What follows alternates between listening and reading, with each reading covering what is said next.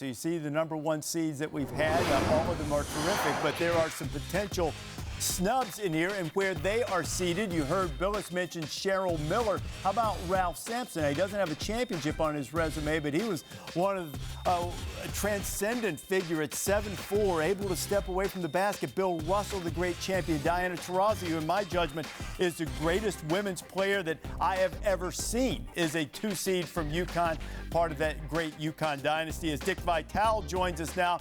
So, Dick, let's start. What did you think of the 1 seeds? How did that stack up against how you would have seeded the top 4 players of all time? Well, first thing, let me tell you this, Reese. I want to go in the name of the Father, Son, Holy Spirit, and say a prayer for David Pash, working with the big redhead. Are you serious? No, hey, seriously, you know, how could you go wrong with those 4 guys? I mean, their record's impeccable. But then the bottom line is, you look at a couple of guys I thought might have been to that first line. Patrick Ewing has always really been so special to me. I love defense. The guy was an incredible intimidator.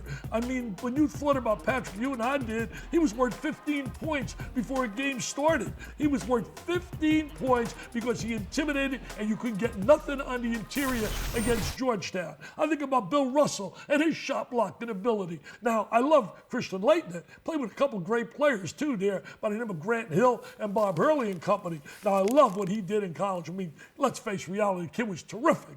But if I had my way, I think I might move a guy like Patrick Ewing to that first line.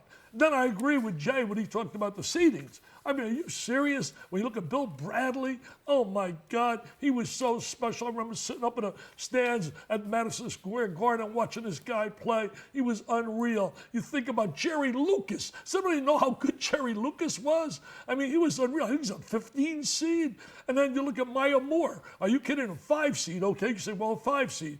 When you look at her achievements, I think you made a great point in the beginning, Reese, when you said career achievements. Look at their achievements, not one-on-one play, but what they achieved as collegians and what they did. Cheryl Miller off the charts. I'm telling you, Mr. Walton could be in trouble with Cheryl Miller, baby. I looked there down the road, but I'll tell you this, you know, it's a fun thing. People have a ball, make your picks, and then I look at people that didn't make it. I mean, come on now. Where's Tom Gola? Where's George Mikan? Where is Jackie Stiles over 3,300 points? Lionel Simmons over 3,000 points. There are people left out. Hey, Reese, I feel like we're at Selection Sunday now, and the mid-major didn't make it. The mid-major didn't make it with a 26-win season over some elite team who had like a 7-10 record in their conference. That's what I feel here. When you don't remember Gola, you don't remember those guys. You didn't even mention Bob Curlin from Oklahoma State, so I don't know how Bob credible Curlin, you are you're from all right. of this. Hey, so, Bill, as you look at this, you've looked at the entire bracket, and I know you said earlier that you intend to win this competition. What about guys who didn't make the field of 64, or people, men or women, who didn't make the field of 64? So let's start with the omissions, and we'll go back in chronological order, Reese. We'll go with Bob Pettit, Elgin Baylor, John Havlicek, and then Walt Frazier, Earl Monroe, Rick Barry, and Dr. J. It's impossible to have a tournament in the greatest college players ever without those guys. Yes, there are others, and we'll start with the UCLA list. How could you only have 2 from UCLA, the greatest program in the history of college basketball, the program that made college basketball what it is? So chronologically again, Walt Hazzard, Gail Goodrich, Sidney Wicks, Jamal Wilkes, Dave Myers, and Marcus Johnson.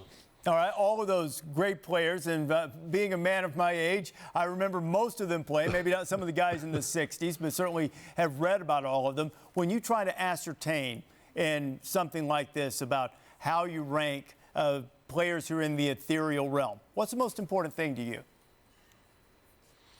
The guys who have the impact on how the game is played out.